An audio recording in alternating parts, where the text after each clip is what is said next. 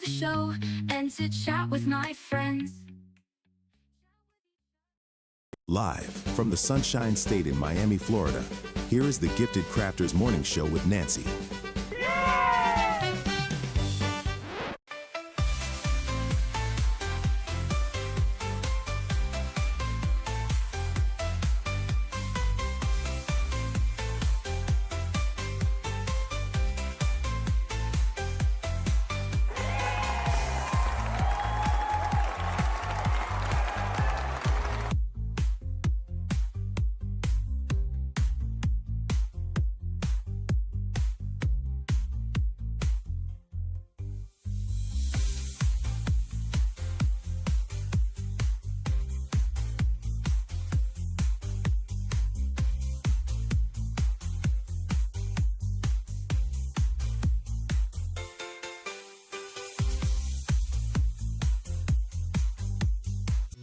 Let's have a good time.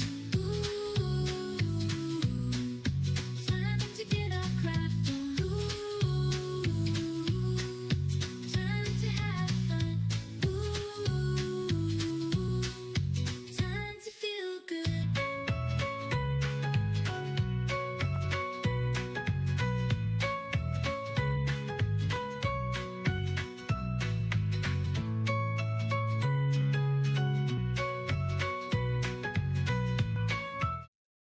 Good morning, Gifted Crafters, and welcome to the Gifted Crafters Morning Show.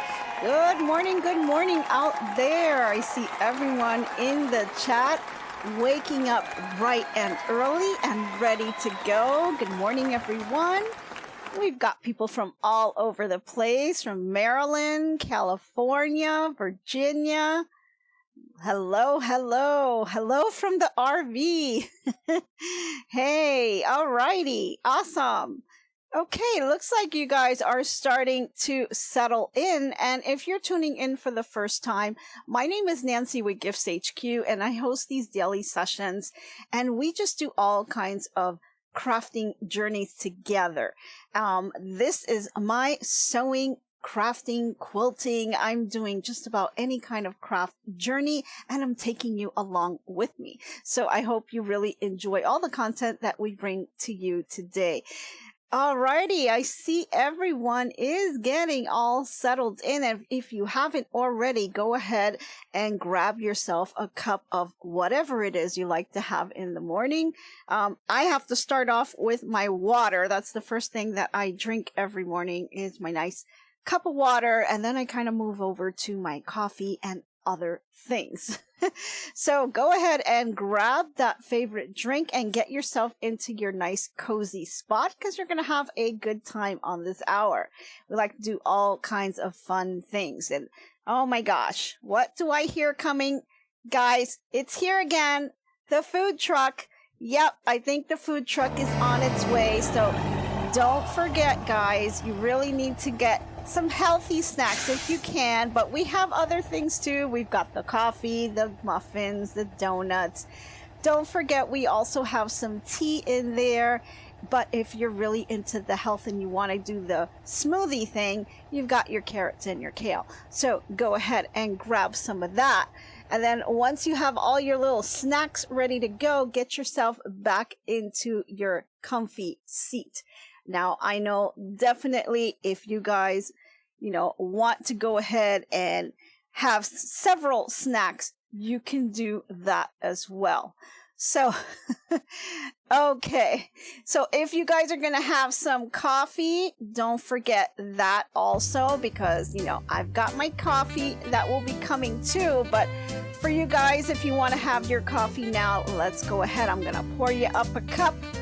And hopefully you'll have some nice hot coffee and you're ready to get all settled in.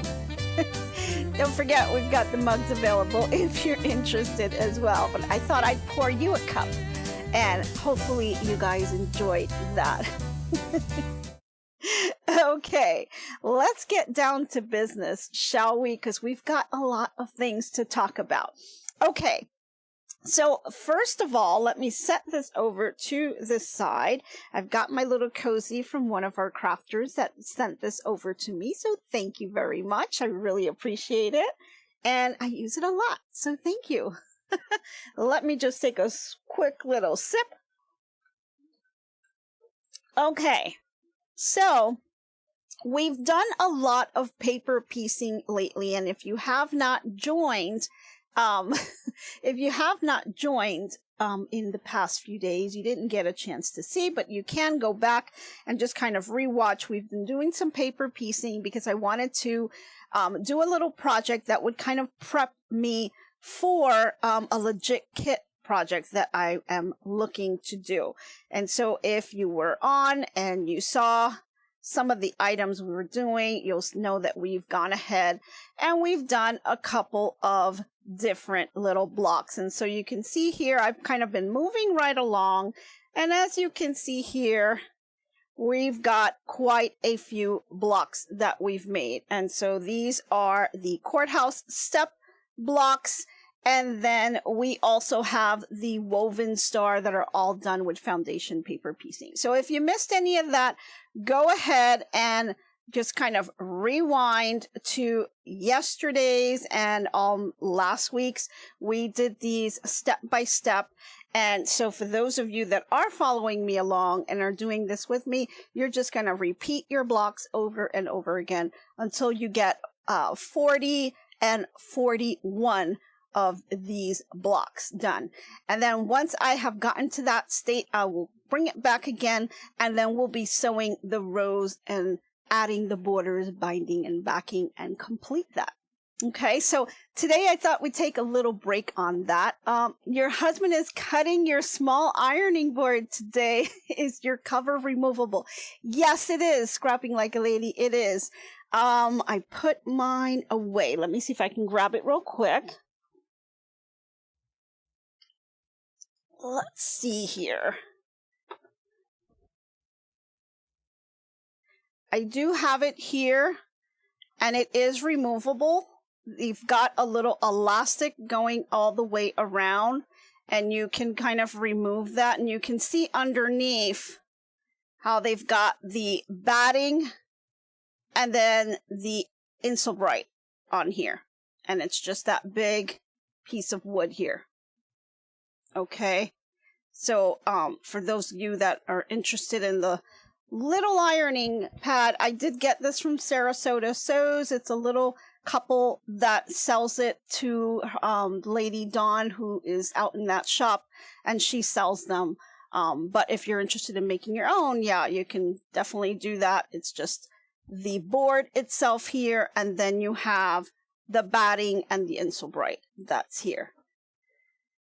Yeah, so these little, yeah, they are a big hit. The little ironing boards are really a big hit. I think people really enjoy them because they're nice and solid, they're nice and thick, and they're small, so you can carry these around to like retreats and all kinds of stuff. So definitely, and I'll set this over to the side in case you guys have some more questions on that. Okay, so what are we doing today? Well, I wanted to kind of take a little break of the paper piecing as I continue to make more blocks and build that up. And I wanted to talk to you about a little project that my mom kind of took on, and I wanted to kind of show those to you. Now, if you remember about, I think it was about a week or so ago, we finished the kind of year-long project that we've been working on, and it's a bedspread.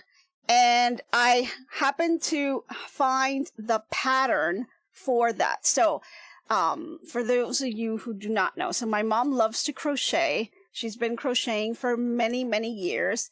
And she did not learn how to crochet through books. She is a visual learner, and so she learned by watching other people and then just practicing on her own. And so this is one of those designs that she did just kind of like by watching. She doesn't read the patterns. She doesn't know how to follow the books. She doesn't know the terminology on crocheting, which is amazing on all the different things that she can make. It's really by pure memory on just her, you know, just crocheting and then frogging if it doesn't come out right and redoing. And so she just keeps going back and forth on and on until she gets what she wants.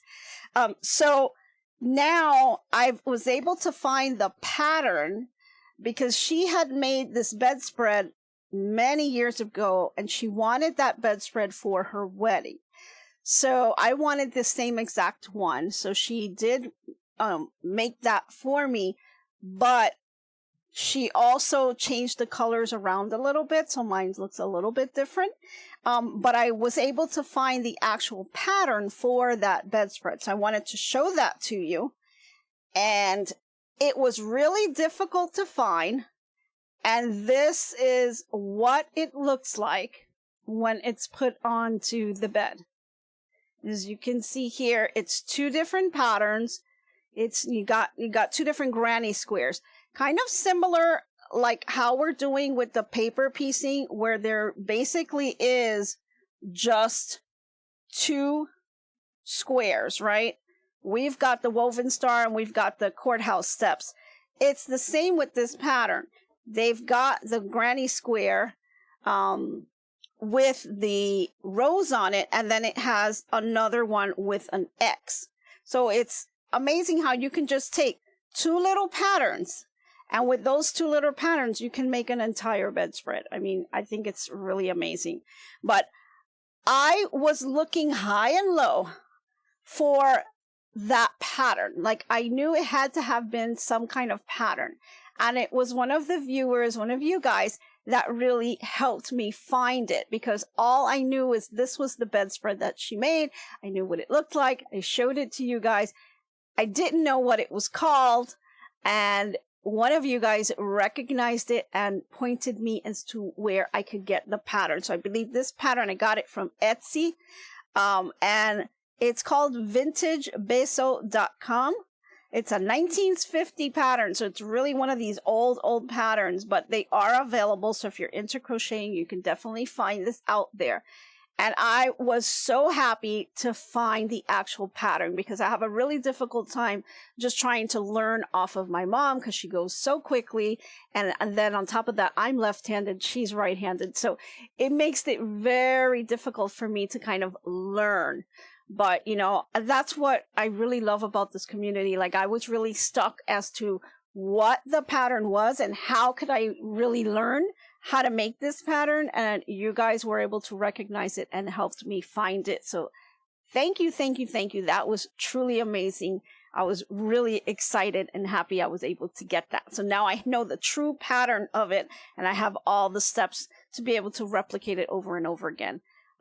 Now, I did things just a little bit different. As you can see here down on the bottom, all they did was take some threads and then cut them, and they have loose threads on the end. That is the one, that is the same style that my mom has on hers.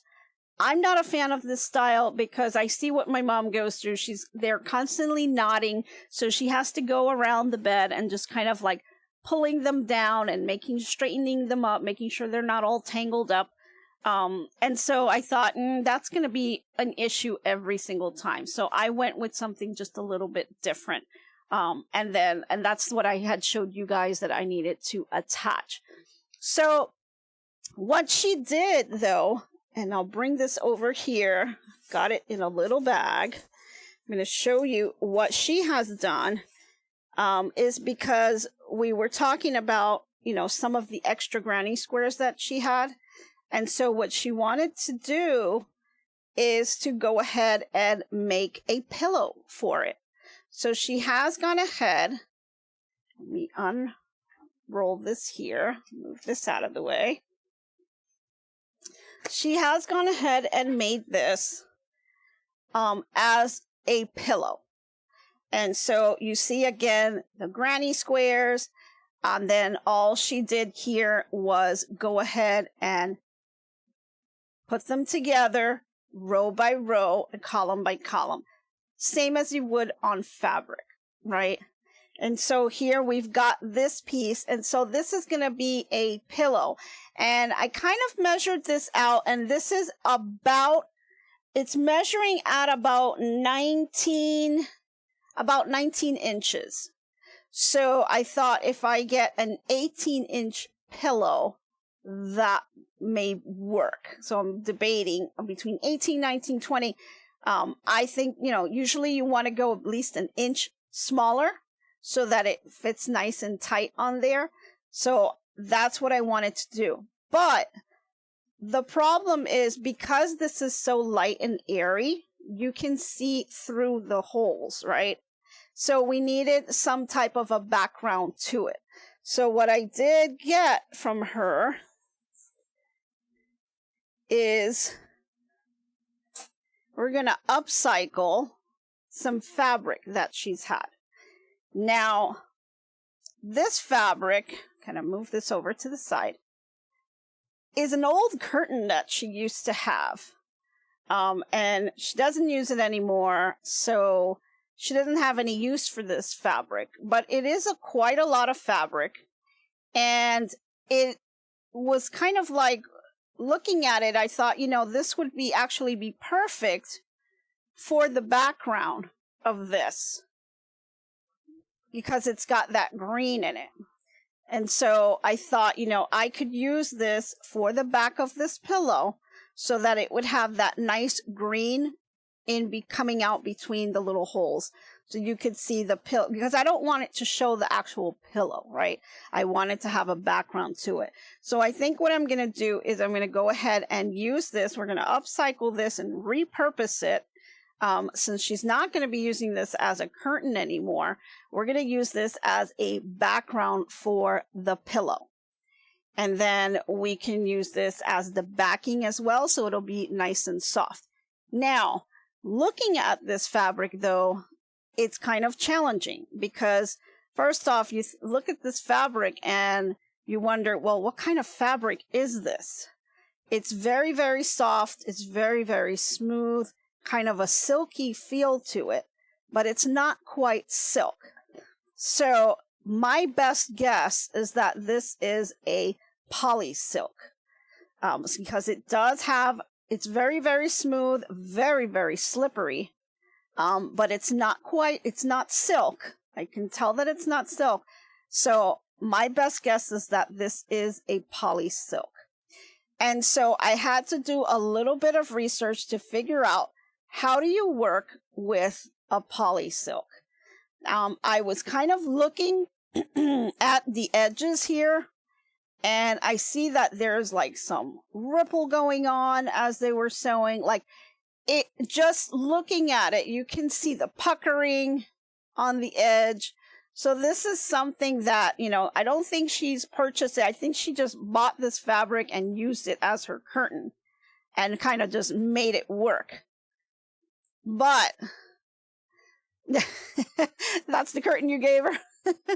I'm not sure. I'm not sure about this, but just looking at the sewing here, you've got a lot of puckering going on. So this is a pretty difficult fabric to work.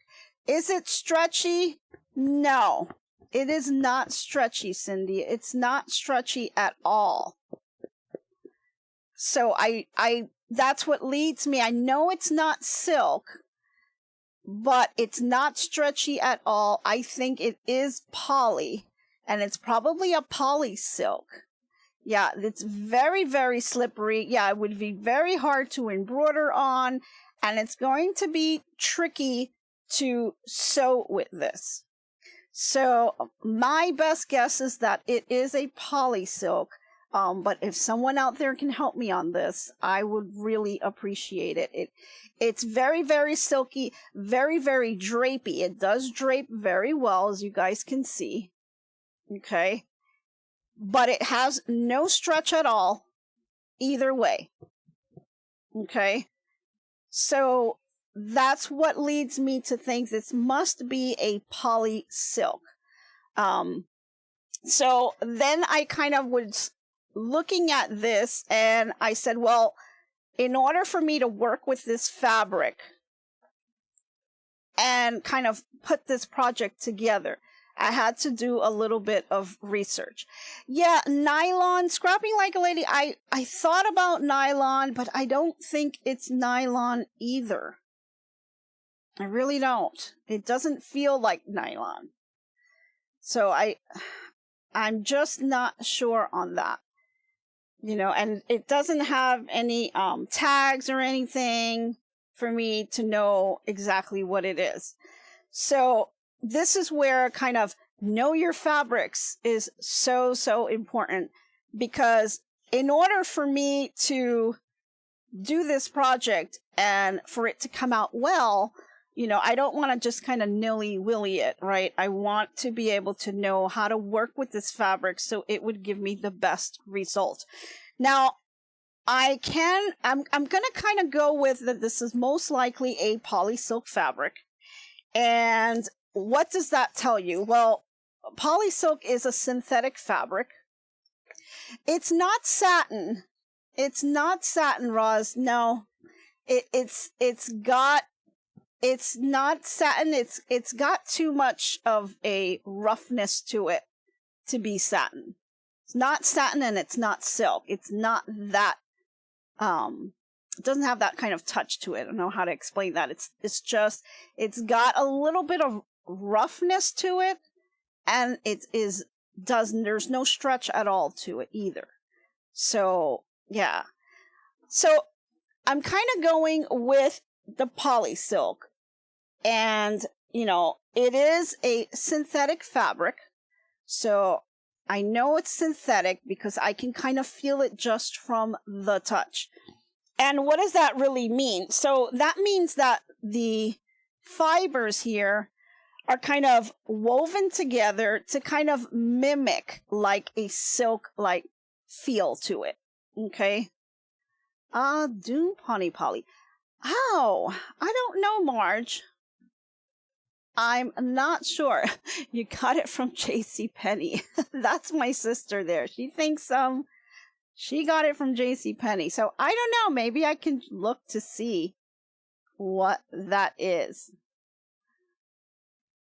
Yeah. So, okay. So in any event, it's in that family of really slippery type fabrics. So working with slippery, light fabrics like these can be a challenge in terms of how it's treated and how you work with it. And so I did a little research on working with these types of fabrics and things that you can do. So before I get started with this project, you know, I wanted to know how to handle it, and I wanted to make sure I was doing well with this. Okay. So, yeah, so got a few suggestions, and I'll look into the suggestions on the types of fabrics, but I'm going to have to kind of go with the general, you know, it is a synthetic. It is not a natural fiber, and just working with it is going to be a little difficult. So what are the things that I have learned? So like I said, I did a little research, and I wanted to kind of bring some of those tips to you in case you guys are working on some type of a fabric that is something similar to this. Scrapping like a lady, use your nylon foot. Yes, that is one of the items that I have found. Now, let me kind of just see. Now, one of the things in working in this fabric, it is difficult to kind of, you know, once you had it folded and then you kind of refolding it is very difficult because it's so slippery. It does not stay in place. So handling it, you know, is really tough. So I'm going to have a little difficult time just kind of putting this together here. Okay, so I'm going to set this over to the side, and let me see if I can just peek out a corner or just a piece so we can refer back to it. Okay. So let me show you some of the tips that I have found on here. And we're going to get into all kinds of different things for this fabric. And we're going to talk about the treatment of it, how you can sew with it, and some tips that I've learned along the way. So before we do that, let's head over to our crafting news because we've got quite a number of things to tell you about. Okay. So, if you are in the Virginia area, this one may be for you. Get ready to be inspired, because we've got a 17-year-old, and I'm not sure how to pronounce this name, so I'm going to say Jarahata Ja is a high school student in Virginia, and she didn't buy her prom dress from the store. She crocheted it herself. Isn't that amazing? She used a bright orange yarn and sparkling sequins, and she spent a whole month designing and making a stunning dress that fit her perfectly. She had never made a dress before, but she believed in herself and asked for help when she needed it, and she kept on going even when she had some doubts. She finished her gown and turned heads at the prom and wowed the internet too. She posted her creation on TikTok and it went viral, and she's gotten over 19 million views. Now her family friend is helping her manage her growing social media following, and the teachers are telling her that she's a real future in the fashion world. She says that her dress made her feel confident and proud because it's truly one of a kind. Isn't that amazing? You know, you set out to do a project and just can change your life completely. That's amazing. That's so, so fun. Okay, now let's head over to the Lebanon County Historical Society in Lebanon, Pennsylvania. Now, they've recently put on a special display of vintage quilts from the collection, each one full of color, pattern, and stories from the past. Now, these quilts hung proudly from the balcony of the museum's auditorium, showing off the styles that go back centuries, which is pretty cool.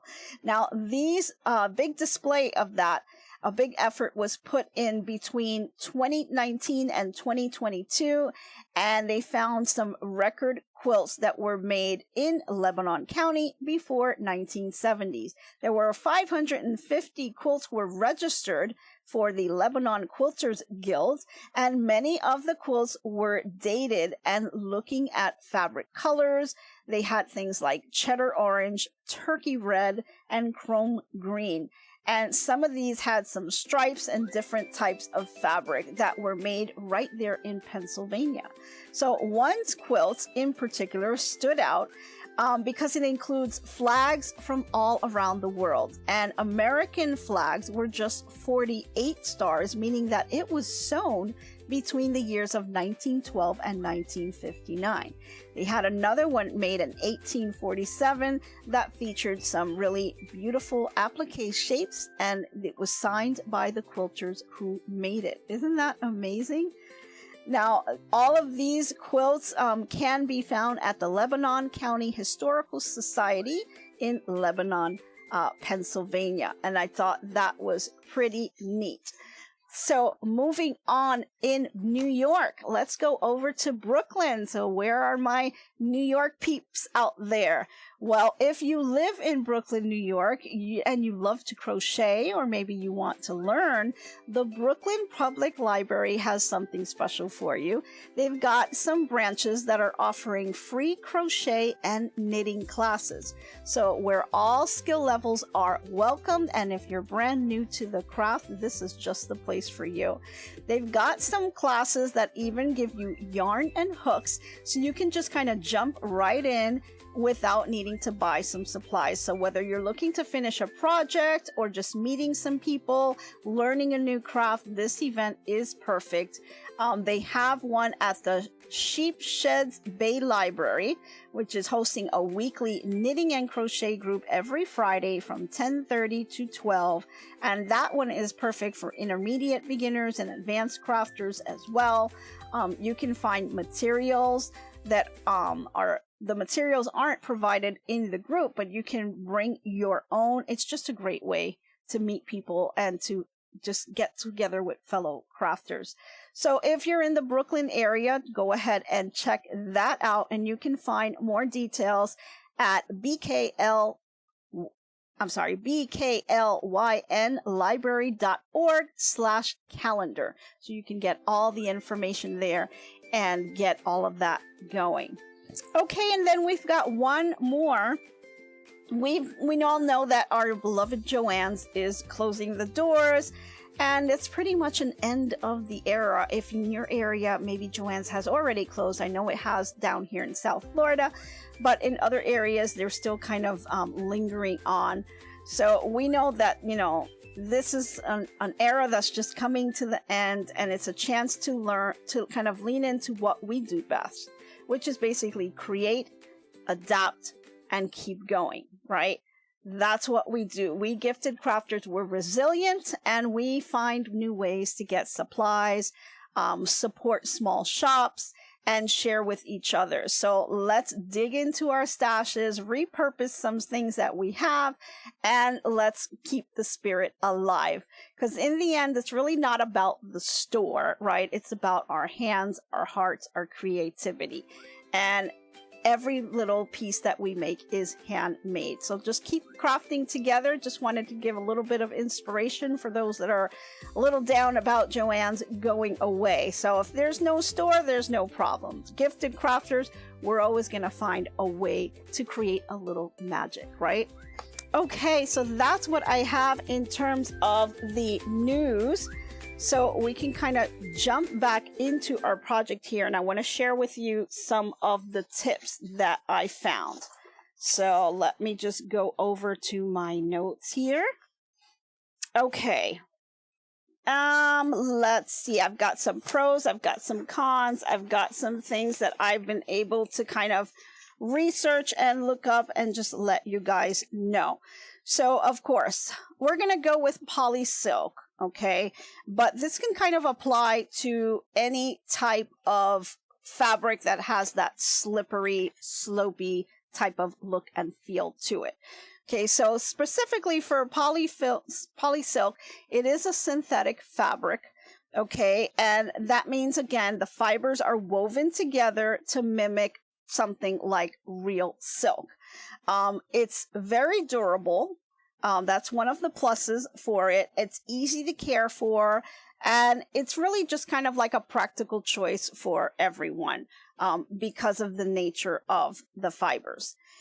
It does have an environmental impact to it. Poly silk's production is derived from petroleum, which is a non-renewable resource. So that is the downside to it. And it does require a lot of energy, water, and it contributes to greenhouse gas emissions and water pollution. So that is a downside to working with these types of fabrics. So I wanted to make you aware of that as well. People actually prefer this even with the environmental impact because they don't want to use silk. Some people are, a little, how can I say? They have their opinions about the types of fabrics and the environmental impact that it has, as we all do. So I'm going to just give you all of the different facts that I was able to find. Okay.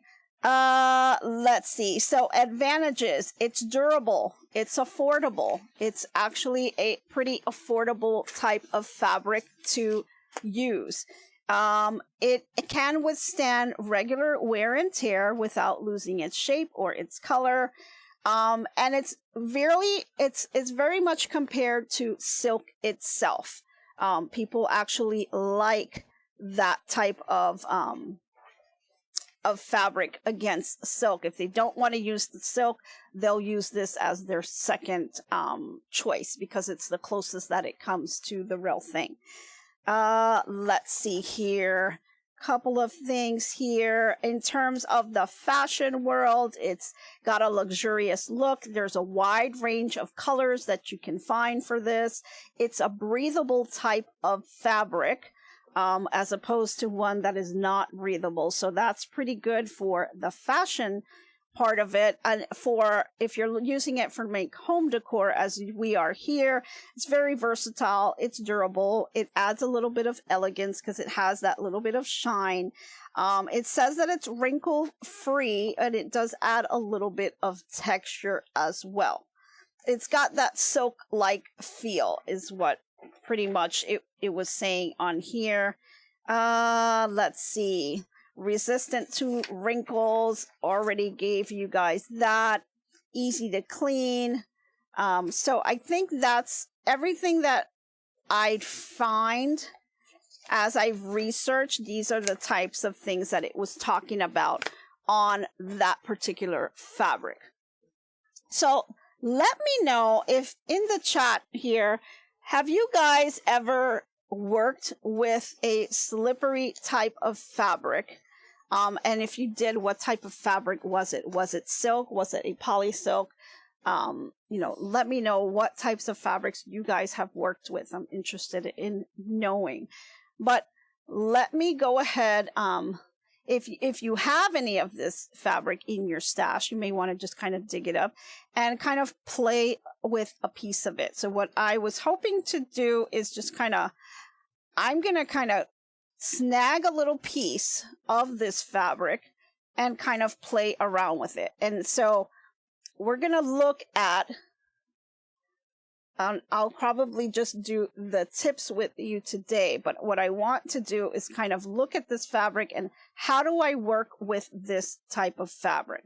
So from what I've read, and I've kind of done this before with vinyl. So I'm going to ask if you have any tips on working with this fabric, go ahead and put that in the chat.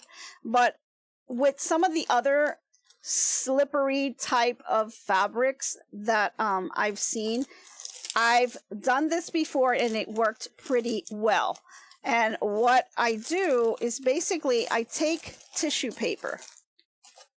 So tissue paper, or if you don't have tissue paper and you have just regular paper, that would work too, but tissue paper is preferred.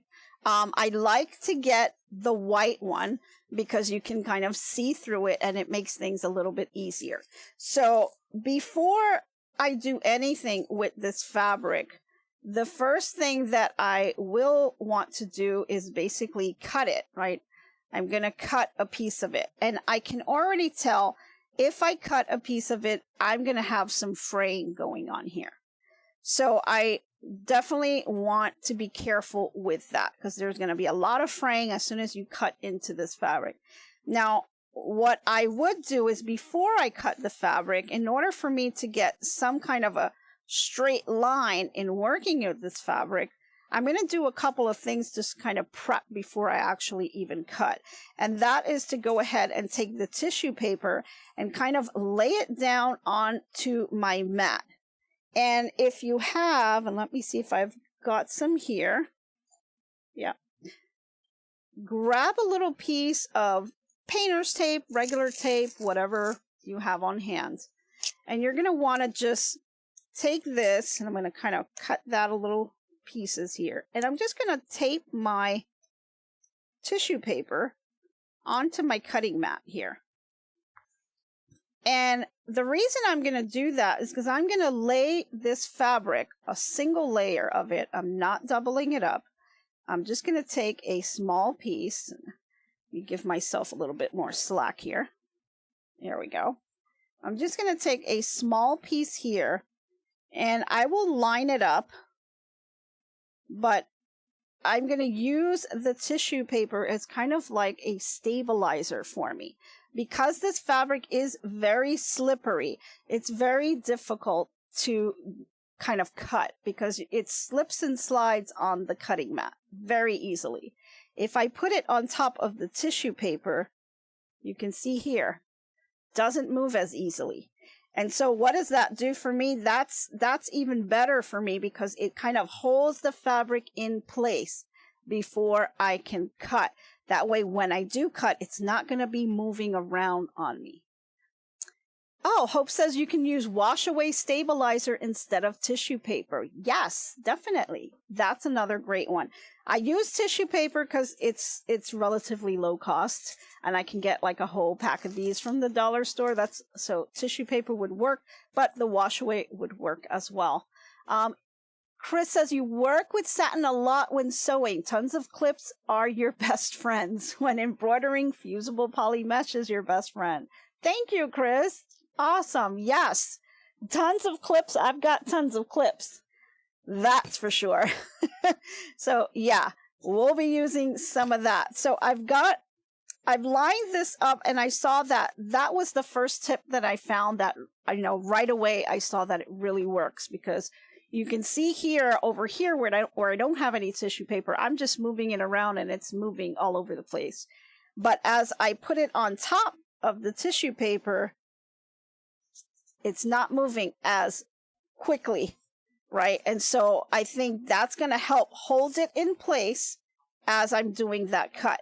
So I'm going to lay that flat like this, and then I'm going to put another piece of tissue paper right on top and just kind of sandwich it in. And I think that's going to help me make the cut, and it's going to hold down the fabric. And I can't say that it won't move around at all, but I'll say that it's going to hold it down for me a little bit better so that I can make my cut and it'll be a little straighter than what I need it to be. So that's really one tip that I think really works well. And you can see here, the fabric really is not moving. And I think this is going to work for me to now go ahead and make the cut. So that's going to be tip number one, is when you're cutting your fabric, put some kind of a stabilizer underneath, like a tissue paper, so that it holds it in place so that you can make a more accurate cut on here. The second tip that I learned on here was to also take count of the pins that you're using. So they do sell silk pins that people use. Now, I'm not too much of a fan of pins, but they did recommend silk pins to be used to hold down the fabric. Oh, Cindy says a Teflon foot should help. Yes. Or one of them's with rollers on the bottom. Thank you, Cindy. Yes, that's definitely going to be helpful when we get to the sewing part. So for this part here where they're talking about, it talks about pins, you don't want to just use your regular pins because you're going to pop holes into this. And so they do recommend that you use silk pins. I actually like the idea of the clips better. I'm kind of a fan of the clips for this type of material because I would not want to use any type of a pin. I'm just not a fan of it, but you can, if you have silk pins, that's what's recommended to be used with this type of fabric. So I prefer the pins, clips like these. I think it just makes it a little bit easier, but you use whatever you have on hand. Yeah, Chris says pins can snag and leave holes. Exactly. And that's why I don't recommend using pins, although it did say silk pins can be used. I don't have any silk pins. Don't know if my store even carries them. I'd have to look. But that's what it recommended. I'm going to kind of stay away from that, and I'm going to go ahead and use my clips instead. I just feel safer that way. Yeah, tons of clips would come in handy. Yeah, I just not a fan of pins, not on this type of material. Even if it's silk pins, I just feel like it is going to snag it somehow and leave holes in it. And yeah, you definitely don't want any of that. Krista says, if you don't have a Teflon, putting Scotch tape on the bottom of the foot works in a pinch. Yes, and I've also used the tissue paper. And it really also depends on your machine as well. So as you are sewing, sometimes if depends if you have a straight stitch machine, your metal plate, it doesn't have these wide gaps in it, and so your fabric won't tend to sink down. But if you're just using a machine that does like decorative stitches and things like that, the plate on your machine is going to be a lot more open, and so you run the risk of your fabric sinking down on there. So some type of a stabilizer on the bottom to prevent that helps out a lot, and I found that using tissue paper really helps to keep the fabric up and not so it doesn't sink down in here. Chris says, I don't have silk pins, but I do use a 65 micro sharp needle in the machine. I'm glad you brought that up, Chris, because that was our next tip. So using a micro-tech needle is definitely something that you do want to do. Now, I only have the 8012 on hand, so I will have to go out and get a smaller size needle. So the lighter your fabric, the smaller your needle size. I would not use an 80-12 on this, obviously. I would at least go with a 75-11 or even smaller, because you definitely want to be able to work with this fabric. And Microtech needle will be your best bet for this type of fabric, but also looking at the needle size and making sure it's either 75-11 or smaller. If you can go 65, that would even be better. So definitely you want to look at your needles that you're using. Some people also recommended, and I know a few people mentioned the Teflon foot. We've seen that. I've shown that on the Madame Sew pack that I have, that it does come with that type of foot. Other people have said using a walking foot.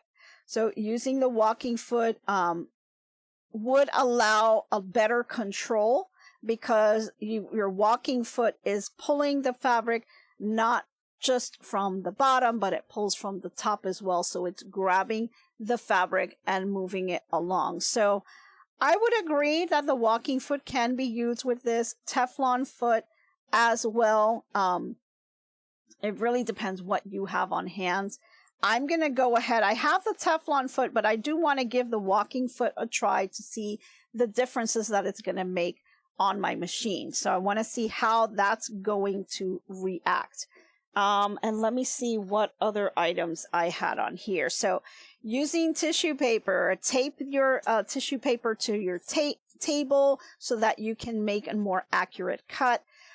You can use weights as you are cutting. You can also use weights to help hold down the fabric. So those of you know that I have a galvanized steel underneath my cutting mat. That makes it magnetic, and so it helps out because I can just throw some magnets on here and it will hold down my fabric in place as I'm making the cut. So that's another item that you can do.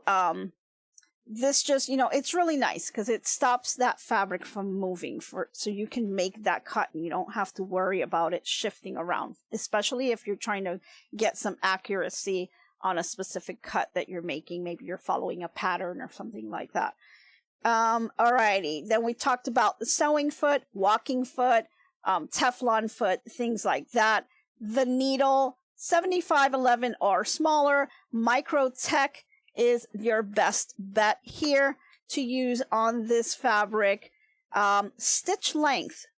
When you are taking this over to your sewing machine, the stitch length that you should be using for these types of fabric is going to be something very similar to how we were doing the paper piecing. You want something very, very small stitch length between 1.5 to 2 millimeters.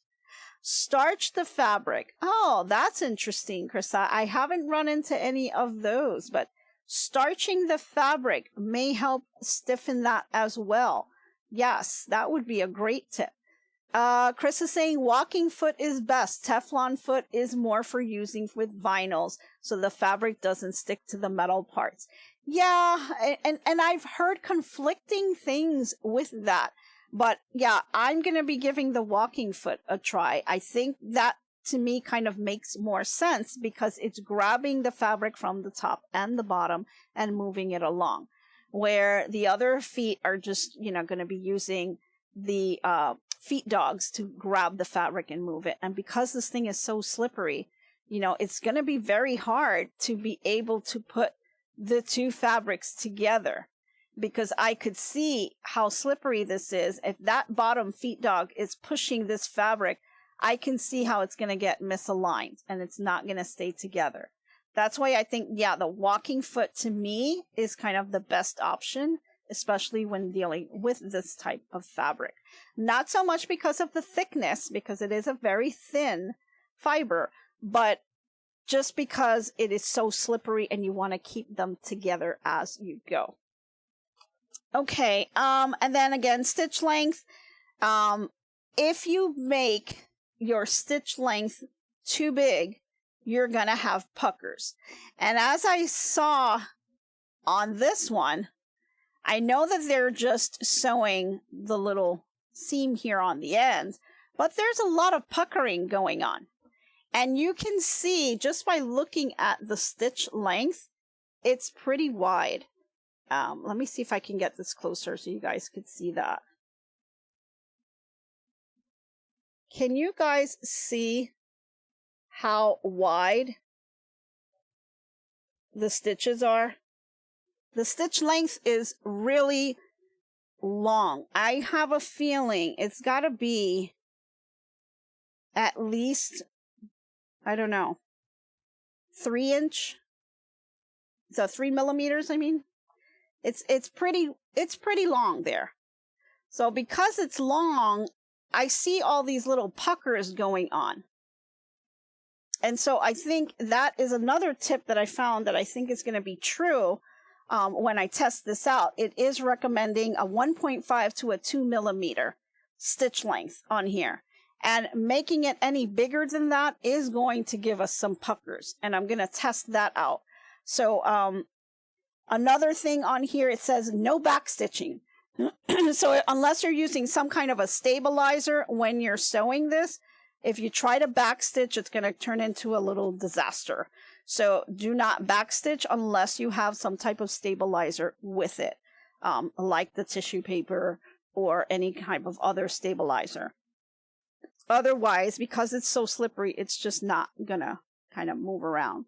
So those are all like the tips that I was able to kind of research and find for me to be able to kind of make this project. And I'm going to kind of, like I said, I'm going to take a piece of fabric and I'm going to test out all of those things just to make sure, because you always want to test before you actually hit the project. And I have more than enough fabric here.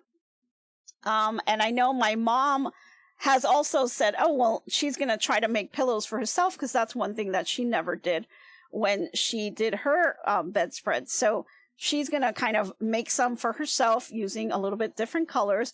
And she went ahead and gave me this one so that I can go ahead and start. So now that I've done my research on this fabric, I'm going to go ahead and test some of these out to see how this works. So I'm going to cut a little strip here and just kind of play around with all the different tips that we talked about today. And I'll let you know exactly what worked and what didn't work on here. And then we can kind of just learn together on what we can do and how do we treat certain pieces of it. And I'll try to film some of that so that you guys can see that, or we can try to do it on the live as well. Turn your stitch length to 0 at the beginning of the seam, taking a few stitches. Ah, okay. Yeah, Krista, thanks. Yeah, you can just setting that tack down. Definitely. That's a great tip. Y'all in the chat are awesome. Yeah, you guys are awesome. Thank you so much for helping me out on this. And this is going to be a first for me kind of playing with this type of fabric. I've played with some slippery fabrics before, but this one's really slippery. Has that little bit of a shine to it. So it's going to be a little tricky kind of putting this together. The other thing that she did give me, and I'm still kind of playing with the idea on this one, she's got some little rickrack, and so she did find, it's kind of old, but, you know, we're repurposing here. This is, I was trying to think the name of it, and the name just went right out my head. It's kind of a little like a rickrack that you can put around the border. And these have these little kind of like glass beads, I guess I want to say. It's kind of antique looking. And it's just basically a ribbon. And it has like 3, I think for every, I don't know, what is this, about every inch apart, there are some little beads that kind of hang out. And so I could kind of do that as a little added bling around it, all the way around. I think that would be really pretty, but I think it's going to be a bit much. Yeah, very retro, definitely. I think it's going to be a bit much putting it all the way around, so maybe I can kind of use this just on the ends, just to add a little bit extra to it. So I'm not sure how, if or how I'm going to use this, but this is something that she gave me as well that she kind of had in her sewing room that was kind of left over, and she said maybe you can kind of add this to it, make it a little bit different. So these are all the things that I kind of have that I'm going to be playing with, and you know, that's kind of where I'm at this point. But at least I've done some of my research. I am going to test a piece out and then kind of play around with this and see what works out the best. Chris says the fabric will probably fray a lot on the edges when you cut it. Yes, using an overlocking stitch will help. Well, that just may be a great idea for me to be able to pull out my serger, which I haven't used in a while. So thank you. That's definitely something that I might consider as well. So I'm going to cut out some chunks of pieces that I can use, and I'm going to test all kinds of different things, and then I'll kind of report back to you and kind of show you what worked, what didn't work, and then we'll kind of just go from there. So I think it'll be a lot of fun. I did some of the research, and I'm definitely going to take the tips that you guys gave me, you know, and then we're going to kind of just work with that. So let's move over to our inspirational quote of the day, because we are kind of running out of time. So let's see what we have for our inspirational quote of the day. Okay, so today's quote of the day is, passing down a handmade keepsake is passing down love, warmth, and history. Isn't that the truth? We love to pass down different things, and I'm sure you guys have things that you're passing down to your kids or grandkids or other family members, and I think it's a great way to kind of keep crafting alive and keep that memory of that person also along with that.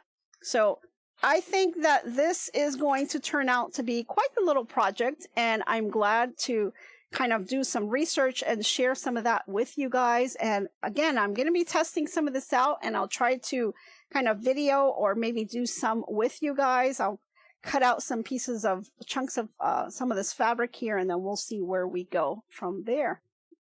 Alrighty, I think guys, we are out of time. And let's see, are we going to have time for one more segment? I'll just make that one really quick. We're going to go ahead and look at our top comedy 5 and get that little giggle in for the day. So let's just move over to that. Today, we've got our crafting yearbook, So Perlative, and we're going to go ahead and work with that. And number 5 is most likely to be banned from Hobby Lobby for spending too much. Yeah, I guess that could be me. But this is the graduation season, and it's still upon us, and it's kind of coming to an end, so we wanted to kind of bring some of this to you. So let's go with number 4. Most likely to make a crafting emergency kit for the car. What's wrong with that? Alrighty, let's go to number 3. Most likely to tell their spouse, this whole thing? Oh, I've had this for like forever. Yeah, I'd say that'd be me. Okay, number 2. Most likely to make matching aprons for family pets. Okay, guys, this is something that I'm kind of tinkering with, but isn't she cute? Doesn't she look adorable? I've got 21 of them, so I've got to make 21 different little aprons, but doesn't she look adorable? I think she's liking it. She looks a little mad, but I think she's okay. What do you think, guys? Maybe different colors? I don't know. I think she looks adorable. Alrighty, and let's go on to our number 1. So Perlative. Most likely to blame Nancy's virtual food truck snacks for clothes that don't fit. Okay, I hope that I was able to get a little giggle in your day, and I hope you guys have a fantastic day. We're out of time today, but we're going to go ahead and bring up some more tutorials and all kinds of information over to you guys. So I hope you guys really enjoyed the hour, and thank you for spending it with me. Hope you guys have a fantastic day, and I hope to be crafting with you soon. Bye, everyone. So long for now, so long. Glad you stayed a while. Hope you liked my crafting style. Hope I left you with a smile.